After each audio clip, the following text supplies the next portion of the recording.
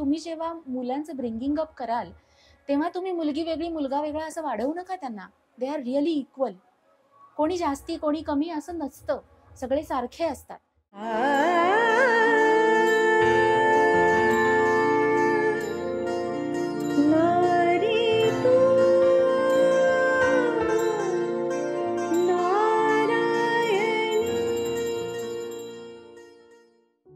नमस्कार, माझं नाव आभा भागवत. मी चित्रकार आहे आणि भित्तिचित्र ही माझी स्पेशालिटी आहे.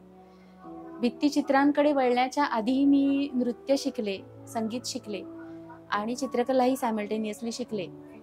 आणि ते शिकत असताना माझ्या असं लक्षात आलं की अभिजात कला ज्याला आपण म्हणू शकतो अशी फक्त चित्रकला आहे.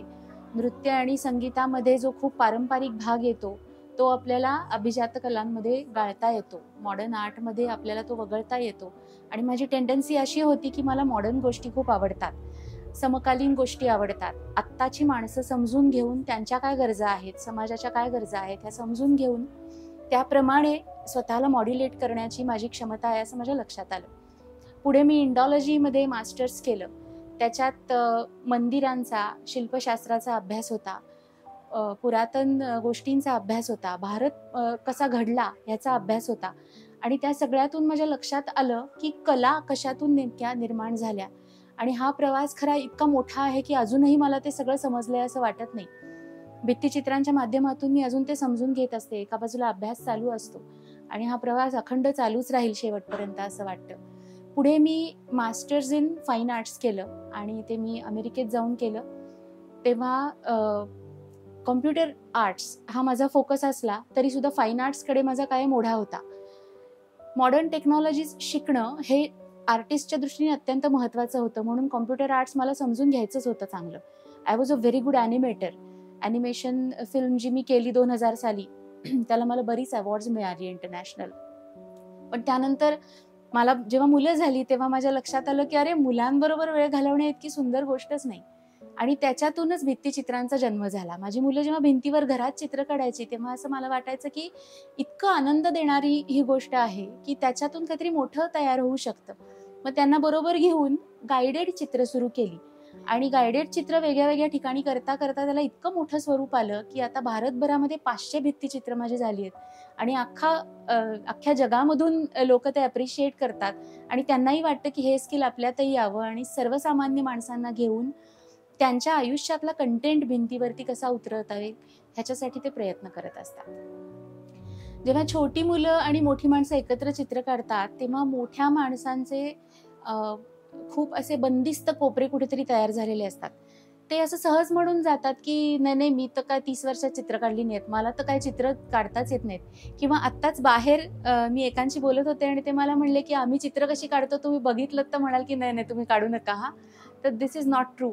प्रत्येक माणसाला जे चित्र येतं त्याला चित्रामध्ये सहभागी कसं करून घ्यायचं हे माझं स्किल आहे. आणि तेच मी लहान मुलांचं असं बघते की जितकं मूल लहान तेवढं ते जास्त कॉन्फिडंट असतं. लहान मुलाच्या आतून जणू काही चित्रकला बाहेर येते आणि आपल्याला काही सांगावंच लागत नाही. म्हणजे एकदा 1 वर्षाचं बाळ माझ्या चित्रांना एक आई घेऊन आली होती आणि तिला हातात ब्रश सुद्धा जेमतेम धरता येत होता, पहिल्यांदाच धरत होती बहुतेक. पण तिला मी म्हणलं की ठीक आहे हा पॅच आहे, तिला हवे तसे फटकारे मारू देत.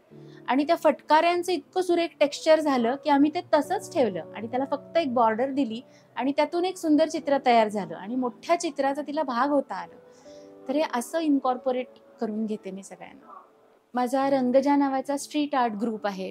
ह्याची मला गरज अशासाठी वाटली की आपल्या स्ट्रीट्सवरती, रस्त्यांवरती ज्या भिंती असतात त्या अगदी बकाल असतात आणि त्याच्यावरती सुमार चित्र खरं तर काढलेली असतात काही प्रमाणात, किंवा खूप बटबटीत चित्र काही ठिकाणी दिसतात, किंवा नुसतीच फुलं काढून ठेवली आहेत, पानं काढून ठेवली आहेत, त्याला काही मिनिंग नसतं, त्याच्यातून काही अर्थबोधही होत नाही आणि आनंदही मिळत नाही. तेच तेच बघून उलट कंटाळा येतो, त्या सगळ्याचा उबग येतो. तेव्हा मला असं वाटलं की आपणच आपल्या काही मित्रमंडळींचा ग्रुप जमवावा आणि ठीक आहे ह्याचे पैसे नाही मिळाले तरी चालेल, आपण सोशल वर्क म्हणूयात, स्वतःचे पैसे घालू त्याच्यात. कारण शेवटी रंगांचा, ब्रशेसचा खर्च येतो, तुमचं शरीर वापरलं जातं, त्याच्यात थकवा येतो, तुम्ही आजारी पडता. ह्या सगळ्याची काहीतरी एक कॉस्ट पे करावी लागते आणि we just decided to bear that. आणि आम्ही भिंती रंगवत सुटलो आणि आतापर्यंत आम्ही पुण्यातल्या काही मोठ्या भिंती आणि टेकडीवरच्या काही गोष्टी त्याच्यातही काही सिरीज केलेल्या आहेत मी. त्याच्यात रंगजानी बरीच सुंदर चित्र केली आहेत आणि they were very much appreciated. कारण असे रंगजासारखे गट एकत्र येऊन स्पॉन्टेनियसली आपणहून काहीतरी करणारे गट अनेक ठिकाणी तयार व्हायला हवेत, की जे बाहेरच्या कुठल्या सोर्सेसवर पैशांवरती अवलंबून नाही आहेत आणि स्वतःहून त्यांना आपल्या शहरासाठी काहीतरी करावंसं वाटतंय. मग ह्याच्यामध्ये आम्ही काही थीम्स घेतो मुद्दाम, की नदीच्या जवळ जर का करायचं असेल तर आपली नदी इतकी खराब झाली आहे तर त्या नदीची काय परिस्थिती आहे, किंवा कॅनॉल रोडवरती एक चित्र आम्ही काढलेलं आहे रंगजाच्या ग्रुपनी. इथे कॅनॉल पूर्वी होता आणि काही वर्षांपूर्वी, म्हणजे मी लहान होते तेव्हा मी तिथून पाणी वाहताना बघितलेलं, पण आता तिथे सगळं बुजवून टाकून तिथे रस्ता झालेला आहे. मग ते पाणी जाणार कुठे? मग आपल्याकडे पूर येतात. तर असे जे छोटे छोटे चुका झालेल्या आहेत आपलं शहर डेव्हलप होताना, त्या सुद्धा आम्ही रंगजाच्या माध्यमातून समोर आणतो. 2 प्रकार आहेत त्याच्यामध्ये मी जे काम करते. त्याच्यात भित्तीचित्र हा एक भाग आहे, ज्याच्यामध्ये ते गाइडेड चित्र असतं, की ज्याच्यात I have to be with everyone all the time and I have to guide them through. कारण सगळ्यांना ही समज नसते की हे चित्र कसं पुढे न्यायचं, तेव्हा त्यांना माझी गरज पडते. काही वेळा ड्रॉइंग करायला माझी गरज असते, लोक रंग भरतात आणि फिनिशिंग मी करते, अशी ती प्रोसेस असते. आणि दुसरी एक गोष्ट म्हणजे लहान मुलांची वर्कशॉप्स, ज्याच्यामध्ये मी एका ठराविक पद्धतीने एलिमेंटरी, इंटरमिजिएट या परीक्षा देण्यासाठी जी तयारी स्किल लेवलला करून घेतली जाते, त्याच्या पलीकडे बालचित्रकला आहे. लहान मुलांची गरज एक्सप्रेशन ही आहे, स्किल ही नाहीये.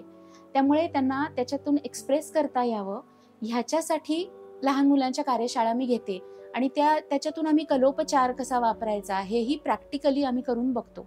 लहान मुलांना हे तुम्ही लेक्चर नाही देऊ शकत की याचा तुला उपयोग होईल बरं का, पण लहान मुलाला एखादी गोष्ट करून दिली तर त्याला आपोआप नकळत जो उपयोग होतो ना, त्यांनी त्या मुलाच्या आयुष्यात आनंद निर्माण होतो. आणि अशीच चित्रकला खुलवली पाहिजे, तर मुलांचा रस टिकून राहील आणि त्यांचा आत्मविश्वास वाढेल. नारी तू नारायणी ही फार सुंदर संकल्पना वाटते मला. माझ्या आईवडिलांनी मला असं वाढवलं की मी स्त्री म्हणून वेगळी आहे असं कधी जाणवलंच नाही.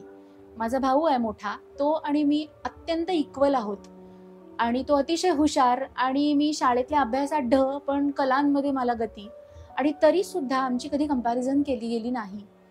आणि हा संदेश मला खरं तर आज सगळ्या स्त्रियांना, काय पुरुषांना सुद्धा द्यावासा वाटतो, की तुम्ही जेव्हा मुलांचं ब्रिंगिंग अप कराल तेव्हा तुम्ही मुलगी वेगळी मुलगा वेगळा असं वाढवू नका त्यांना.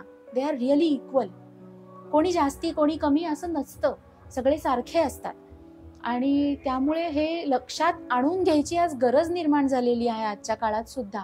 त्याच्यासाठी नवरात्रीचा उत्सव मला खूप महत्वाचा वाटतो, की अरे स्त्रिया काही कमी नाही आहेत, तुम्ही त्यांना कमी नका समजू, they are equal to you, असं हे पुरुषांना समजावून सांगणं. म्हणजे माझे 2 मुलगे आहेत आणि त्यांना मी हे सतत समजावून सांगत असते की ती मुलगी काही कमी नाहीये तुझ्याहून. तर त्यांना समजतच नाही हा विचार, कारण आमच्या घरी एकतर हा विचार समजणंच अवघड आहे. We are all so equal. माझा नवरा मला इक्वली ट्रीट करतो, मी त्याला इक्वली ट्रीट करते. त्याच्यामुळे माझ्या मुलांना हे आवर्जून मला सांगावं लागतं किंवा अशा उत्सवांचं महत्त्व त्यांना समजावून द्यावं लागतं. अशी आमच्याकडे जरा गंमत आहे. पण हा खूप सुंदर कार्यक्रम झाला, त्याच्याबद्दल मी खूप आभारी आहे.